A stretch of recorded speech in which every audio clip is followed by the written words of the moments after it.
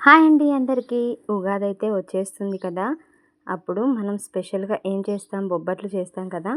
బొబ్బట్లు ఎప్పుడూ ఒకేలాగా పప్పుతో కాకుండా, మైదాతో కాకుండా ఇలా గోధుమ పిండితో రాగి స్టఫింగ్‌తో ట్రై చేయండి. చాలా చాలా బాగుంటాయి.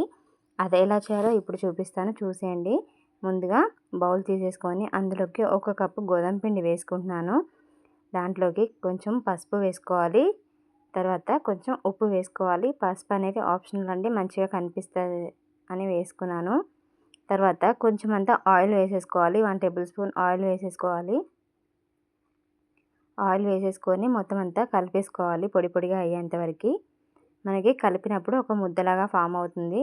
అలా అయిన తర్వాత వాటర్ వేసేసుకొని కలిపేసుకోవాలి. చూస్తున్నారు కదా! ఇలా అయిన తర్వాత వాటర్ వేసేసుకొని కొంచెం స్టిక్కీగా కలిపేసుకోవాలి. మనం చపాతీ ముద్దలాగా గట్టిగా కాకుండా కొంచెం చేతికి అంటుకునేలాగా కలిపేసుకోవాలి. అప్పుడైతేనే మనకి బొబ్బట్లు సాఫ్ట్గా వస్తాయి. బొబ్బట్లు అనేదానికంటే భక్షాలు అంటే చాలా బాగుంటుంది కదా! ఇలా అంతా కలిపేసుకొని ఇలా స్టిక్కీ అయ్యేంత వరకు కలిపేసుకొని మీది నుంచి కొంచెం ఆయిల్ అప్లై చేసేసుకోవాలి. అతుక్కోకుండా ఉంటుంది. ఇలా ఆయిల్ అప్లై చేసుకొని మంచిగా కలిపేసుకుంటే మనకి చేతికి అంటుకోకుండా ఉంటుంది. మనం ఎంత సాఫ్ట్గా కలిపేసుకుంటే మనకి అంత బాగా వస్తాయండి.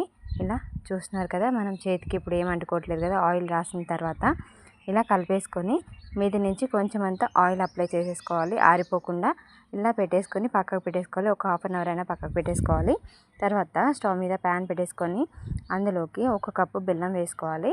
తర్వాత 2.5 కప్పుల వాటర్ వేసుకోవాలి. ఇది గుర్తుపెట్టుకోండి. ఎందుకంటే మనం పిండితో పాటు కొబ్బరి కూడా వేస్తాం కాబట్టి దానికి తగ్గట్టుగా వాటర్ వేసుకుంటే సరిపోతుంది. మనం మళ్ళీ వాటర్ వేయాల్సిన అవసరం లేదు. ఇది కరిగితే సరిపోతుంది, పాకం రానవసరం లేదు. 1 కప్పు బెల్లం వేసేసుకొని 2 కప్పులన్నర వాటర్ వేసేసుకొని అది కరిగించుకొని పక్కకు పెట్టేసుకోవాలి. తర్వాత స్టవ్ వెలిగించి ప్యాన్ పెట్టేసుకొని అందులోకి 2 టేబుల్ స్పూన్ల నెయ్యి వేసుకోవాలి. ఇప్పుడు అందులోకి 1 కప్పు రాగి పిండి వేసుకోవాలి. 1 కప్పు రాగి పిండి వేసుకొని మంచిగా ఫ్రై చేసేసుకోవాలి.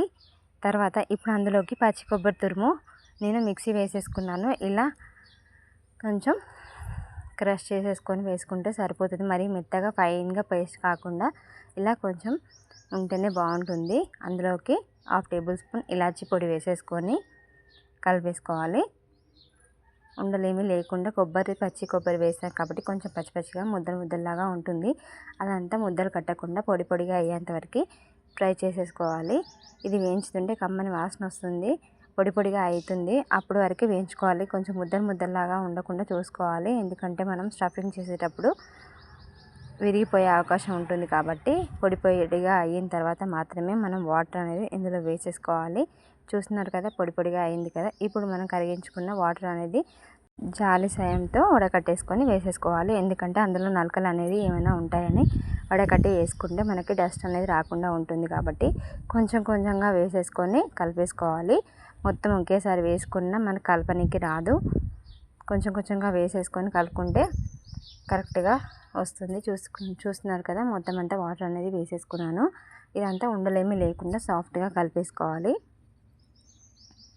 ఉండలు లేకుండా కలిపేసుకోవడమే. ఇది రాగి పిండి అనేది ఆడవాళ్ళకి ఎంతో మంచిదండి. ఆరోగ్యానికి, బోన్స్కి ఎంతో మంచిది. ఆరోగ్యానికి చాలా చాలా మంచిదండి.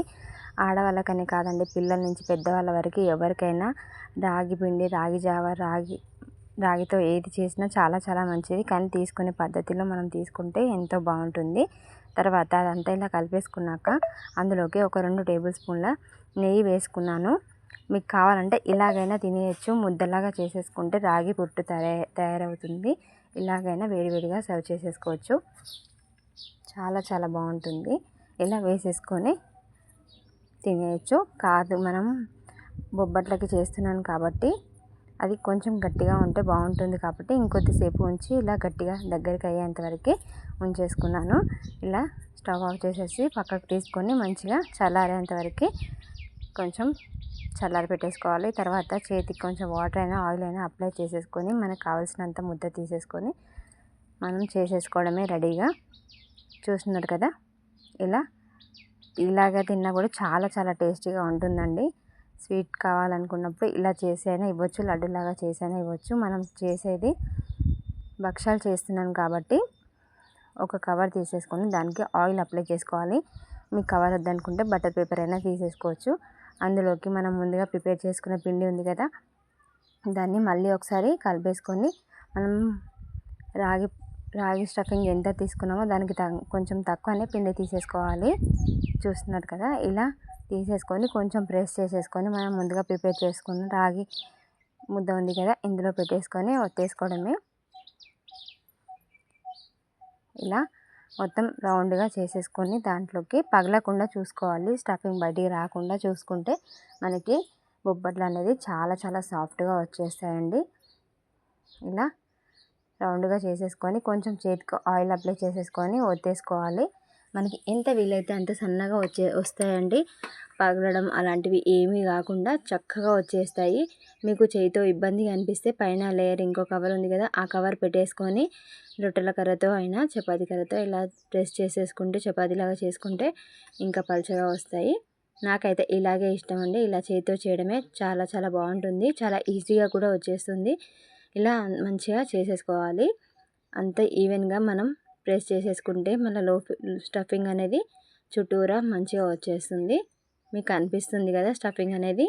ఇలా చక్కగా చేసేసుకొని హై ఫ్లేమ్లో కాల్చుకోవాలండి. మనం బొబ్బట్టు చేసేటప్పుడు చూస్తున్నారు కదా ఇంత పలుచగా వచ్చింది, చూస్తున్నారు కదా. ఇలా చేసుకున్న దాన్ని వేడివేడి పెనం మీద వేసేసుకొని మంచిగా నెయ్యితో కాల్చేసుకోవడమే.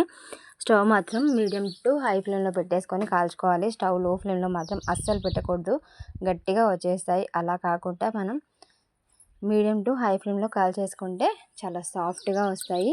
మంచిగా నెయ్యితో కాల్చేసుకుంటే ఎంతో హెల్దీ అయిన బొబ్బట్లు అయితే రెడీ అయిపోయాయి. మనకి గోధుమ పిండి హెల్దీ కదా, రాగి, కొబ్బరి, బెల్లం అన్నీ హెల్దీయే కదండి. నెయ్యి కూడా మనం డైలీ ఒక 1 స్పూన్ తీసుకుంటే సరిపోతుంది కదా. అంత నెయ్యి అయితే పట్టదు, కొంచెంగా వేసేసుకొని కాల్చేసుకుంటే ఎంతో హెల్దీ అయిన బొబ్బట్లు అయితే రెడీ అయిపోయాయి. ఒకటి వెనకాల ఒకటి అన్నీ కాల్చేసుకోవాలి. మీకు చల్లారిన తర్వాత ఏమైనా గట్టిగా అనిపిస్తే కొంచెం వేడి చేసేసుకొని తింటే చాలా బాగుంటాయి. వేడి మీద ఎంత బాగుంటాయో చల్లారిన తర్వాత కూడా అంతే బాగుంటాయండి. తప్పకుండా ఈ ఉగాదికి ఇలా ట్రై చేయండి. ఎప్పుడు మైదా పిండి కాకుండా లోపల స్టఫింగ్ పిండితోటి మనం పప్పుతో చేస్తాం కదా, అలా కాకుండా ఇలా రాగి స్టఫింగ్తో గోధుమ పిండితో ట్రై చేయండి. చాలా హెల్దీగా మనం చేసేసుకోవచ్చు. చూస్తున్నారు కదా, ఒకటి చుంచి చూపిస్తున్నాను ఎంత బాగా వచ్చాయో. మంచిగా చాలా టేస్టీగా ఉన్నాయండి. తప్పకుండా ట్రై చేయండి. ఈ ఉగాదికి ట్రై చేసి ఎలా వచ్చాయో చెప్పండి ఫ్రెండ్స్, కామెంట్ చేయండి. ఈ వీడియో నచ్చితే లైక్ చేయండి, షేర్ చేయండి, కామెంట్ చేయండి friends. Thanks for watching. Bye. మరో వీడియోతో మళ్ళీ కలుస్తా.